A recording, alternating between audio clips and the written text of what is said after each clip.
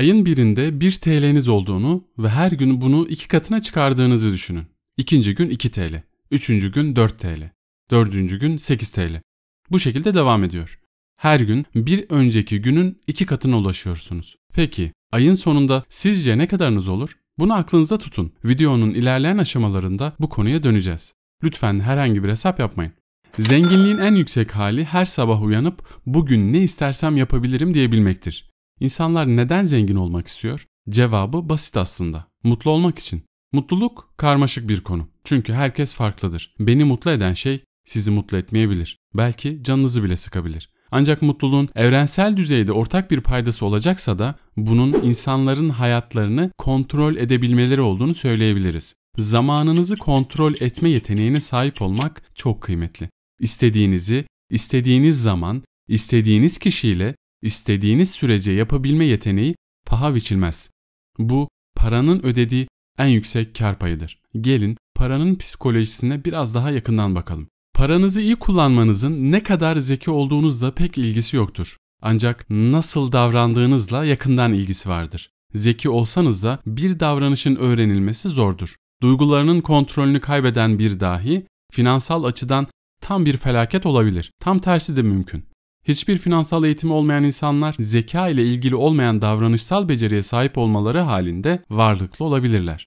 Finansal başarı nasıl davrandığınızın ne bildiğinizden daha önemli olduğu insana özgü kişisel beceri ve niteliklerden biridir. Mühendisler bir köprünün çökme nedenini belirleyebilirler. Çünkü belli bir alana belli bir oranda güç uygulanması halinde o alanın çökeceği konusunda fikir birliği vardır. Fizik tartışmaya açık değil.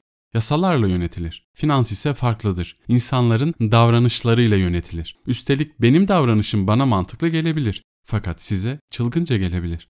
Finansal krizleri incelediğinizde bu olayların finans merceğiyle değil, psikoloji ve tarih merceğiyle incelenmesinin daha mantıklı olduğunu görürsünüz. İnsanların kendilerini niçin borca gömdüklerini kavramak için faiz oranlarını incelemek gerekmiyor. Hırsın, açgözlülüğün, güvensizliğin ve iyimserliğin tarihini incelemek daha mantıklı olacaktır. Voltaire'in şu gözlemi güzeldir. Tarih hiçbir zaman tekrar etmez. İnsanlar ise kendini her zaman tekrar eder. Farklı kuşaklardan gelen, farklı gelir düzeylerine sahip olan, farklı anne babalar tarafından yetiştirilen, dünyanın farklı yerlerinde, farklı ekonomilerin içinde doğmuş bulunan, farklı iş piyasalarını deneyimleyen ve şans seviyeleri farklı olan insanlar. Çok farklı dersler öğrenirler. Evet, biraz farklı bir cümle oldu, farkındayım. Her birimizin dünyanın işleyişine dair kendimize özgü, benzersiz bir deneyimimiz vardır. Size çılgınca görünen bir şey bana mantıklı gelebilir. Yoksulluk içinde büyümüş olan birinin risk ve ödüle dair düşüncesi, zengin bir bankacının çocuğunun denese de kavrayamayacağı bir şeydir. Yüksek enflasyon döneminde büyümüş birisi, fiyatların istikrarlı seyrettiği dönemde büyümüş birisinin hiç de yaşamak zorunda olmadığı bir şey deneyimlemiştir. Siz para konusunda benim bilmediğim şeyler bilirsiniz. Ben de sizin bilmediklerinizi. Hayatınız boyunca benden farklı inançlar, amaçlar ve öngörülerle karşılaşır ve onları deneyimlersiniz. Bunun nedeni birimizin diğerinden daha akıllı ya da bilgili olması değil. Bunun nedeni farklı yaşamlar sürmemizdir. Hepimiz dünyanın nasıl işlediğini bildiğimizi düşünürüz. Fakat hepimiz onun ince bir dilimini deneyimlemişizdir sadece. Bazı dersleri anlamak için deneyimlemek gerekir. Yapılan araştırmalara göre bireysel yatırımcıların risk alma isteği kişisel hikayelerine bağlı olduğunu işaret etmektedir. Yani zeka, eğitim veya gelişmişlik meselesi değil. Sadece bir şans yüzünden nerede ve ne zaman doğduğunuz meselesi. Şans ve risk kardeştir. İkisi de yaşamda her sonucun bireysel çaba dışında bazı güçler tarafından yönetildiği gerçeğini ifade eder. Hem kendimizin hem de başkalarının başarısını değerlendirirken hatırlamamız gereken çok önemli bir husus var. Hiçbir şey göründüğü kadar iyi veya göründüğü kadar kötü değildir. Dünya, eylemlerimizin %100'ünün, sonuçlarımızın %100'ünü belirleyemeyeceği kadar karmaşıktır. Şansa ve riske gerektiği gibi saygı gösterirseniz, insanların finansal başarılarını hem kendinizinkini hem de başkalarınınkini değerlendirirken hiçbir zaman göründüğü kadar iyi veya göründüğü kadar kötü olmadığını fark edersiniz. Kendinizi değerlendirirken başarınızı şansa bağlamak kabul edilemeyecek kadar moral bozucu olabilir. Diyelim ki bir hisse senedi aldım. ve 5 yıl sonra olduğu yerde kaldı. Daha en başında satın almakla yanlış karar vermiş olmam mümkün. Para kazandırma olasılığı %80 olan iyi bir karar vermiş olup da olasılıklardaki şanssız %20'lik keste düşmüş olmam da mümkün. Hangisi olduğunu nasıl bilirim? Hata mı yaptım? Yoksa sadece risk gerçeğini mi deneyimliyorum? Hepimiz para konusunda neyin doğru, neyin yanlış olduğunu öğrenmeye çalışıyoruz. Hangi yatırım stratejileri iyi sonuç veriyor, hangileri vermiyor? Nasıl zengin oluruz? Yoksul düşmekten nasıl kaçınırız? Bu dersleri öğrenirken genellikle başarıları ve başarısızlıkları gözlemliyoruz. Ve kendimize falancanın yaptığını yap, filancanın yaptığını yapmaktan kaçın diyoruz. Elimizde sihirli bir değnek olsaydı bu sonuçların ne kadarının yapılan eylemlerden kaynaklandığını, bu eylemlere karşılık ne kadarının şanstan veya riskten kaynaklandığını tespit edebilirdik. Fakat elimizde sihirli bir değnek yok. Benjamin Graham tüm zamanların en büyük yatırımcılarından biri, değer yatırımının fikir babası ve Warren Buffett'ın ilk dönemlerdeki akıl hocası olarak tanınır. Fakat Benjamin Graham'ın yatırım başarısının büyük bölümü büyük miktarda Geico hissesine sahip olmasından kaynaklanıyordu. Ki bu da kendisini de kabul ettiği gibi meşhur metinlerinde dile getirdiği çeşitlendirme kurallarının hemen hemen her birini çiğnemek anlamına geliyordu. Cesur ile pervasız arasındaki ince çizgi burada nereye düşüyor acaba? Graham, Geico hissesi için şöyle demiştir. Talih kuşu veya fevkalade zekice bir karar. İkisini birbirinden ayırabilir miyiz? Pek kolay olmaz. Risk ile şansı birbirinden ayırmak çok zor. Şans ve risk ikiz gibi birbirine benzer. Neyin şans, neyin beceri ve neyin risk olduğunu belirlemek, parayı en iyi nasıl yöneteceğimizi öğrenmeye çalışırken karşı karşıya kaldığımız en büyük problemlerden biridir. Bu nedenle kimi övüp kime hayran olmak istediğinize dikkat edin. Çünkü sonuçların %100'ünün tek başına gösterilen çabaya ve alınan kararlara bağlı olduğunu varsaymak pek doğru olmayacaktır. Bütün başarılar çok çalışmaya bağlı değildir. Bütün sefaletler tembellikten kaynaklanmaz. Bu nedenle insanları yargılarken dikkatli olmalıyız. Warren Buffett'ın bile ömür boyu performansında şansın rolünden bahsedebiliriz ve şans güvenilir bir şekilde taklit edilebilecek bir şey değildir.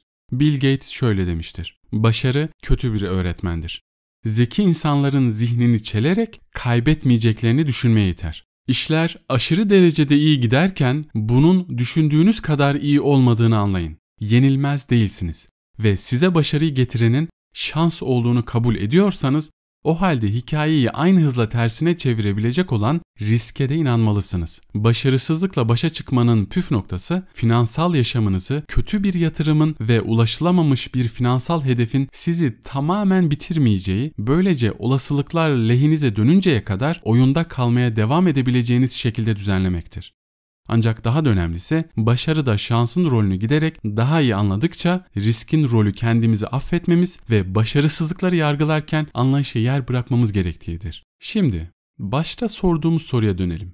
Ayın birinde 1 TL'niz vardı ve her gün bunun 2 katına çıktığını düşünüyordunuz. Ayın sonunda yani 31. günde bu mantıkla gidildiğinde elde edeceğiniz sayı 1 milyar 73 milyon 741 bin 824 TL. Olağanüstü gerçekten. Bir şey bileşerek büyüyorsa, küçük bir büyüme, gelecekteki büyüme için yakıt oluşturuyorsa, küçük bir başlangıç temeli o denli olağanüstü sonuçlara yol açar ki mantığa meydan okuyormuş gibi görünür.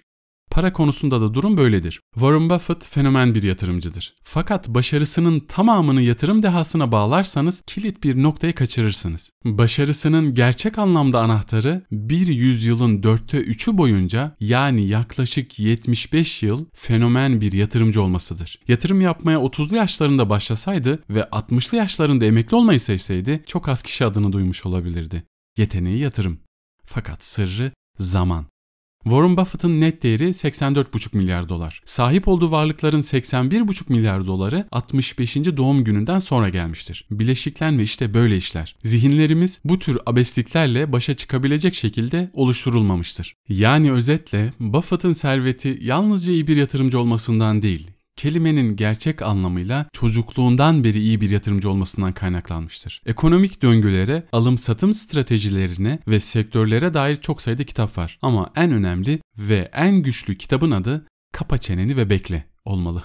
İyi yatırım mutlaka en yüksek getiriyi elde etme meselesi değildir. Çünkü en yüksek getiriler tekrarlanamayan tek seferlik isabetli atışlar olma eğilimindedir. İyi yatırım, sebatla sürdüreceğiniz ve çok uzun süre boyunca tekrarlanabilecek oldukça iyi getiriler elde etme meselesidir. Bileşiklenme işte o zaman coşar. Bileşiklendirme bir plana büyümesi için yıllar veya 10 yıllar tanıyabildiğiniz zaman en iyi sonucu verir. Bu sadece tasarruflar değil, kariyerler ve ilişkiler için de geçerlidir. Burada dayanıklılık kilit önem taşır. İyi yatırım mutlaka iyi kararlar almaya bağlı değildir. İşleri sürekli olarak berbat etmeme meselesidir. Parayı elde etmek bir şeydir. Ancak onu elde tutmak ise başka bir şeydir. Para kazanmak, risk almayı, iyimser olmayı ve kendinizi ortaya koymayı gerektirir. Ancak parayı elde tutmak, risk almanın tam tersini gerektirir. Alçak gönüllü olmayı ve elde ettiğiniz şeyin aynı hızla sizden geri alınabileceğinden korkmayı gerektirir. Tutumlu olmayı ve elde ettiklerinizin en azından bir kısmının şansa bağlanabileceğini kabul etmeyi gerektirir. Bu nedenle geçmişteki başarının sonsuza dek tekrarlanacağına güvenilmez. En önemli mesele ayakta kalma meselesi. En büyük farkı yaratan şey pes etmeden uzun süre ortalıkta kalabilmek. İster yatırımda, ister kariyerinizde, ister sahibi olduğunuz işletmede stratejinizin temel taşı bu olmalı. Ayakta kalma zihniyeti. Ayakta kalma zihniyetini gerçek dünyada uygulamak için şu konularda dikkatli olmakta fayda var. Çaresizlik içinde yapılacak zamansız bir hisse senedi satışını önlemek, düzinelerce büyük kazananı seçmekten daha fazlasını getirir. Yani mesele önce kaybetmemek. Sadece en uzun süre boyunca kesintisiz sürdürülen iyi getiriler özellikle kaos ve geniş çaplı tahribat dönemlerinde her zaman kazanacaktır. Planlama önemlidir. Fakat her planın en önemli kısmı planın plana göre gitmeyeceğini planlamaktır. Siz plan yaparsınız ama işler öyle gitmez. Finans ve yatırımda planlama çok önemli. Çünkü mevcut eylemlerinizin makul sınırlar içinde olup olmadığını görmenizi sağlar. Planlar ancak gerçeklikten sağlam çıkabildikleri takdirde faydalıdır ve bilinmeyenlerle dolu bir gelecek herkesin gerçeğidir. Bu nedenle yatırımlarınızda veya iş hayatınızda hata payı bırakmak önemli. Hata payı genellikle güvenlik marjı olarak tanımlanır ve finansın en az kıymet verilen güçlerinden biridir.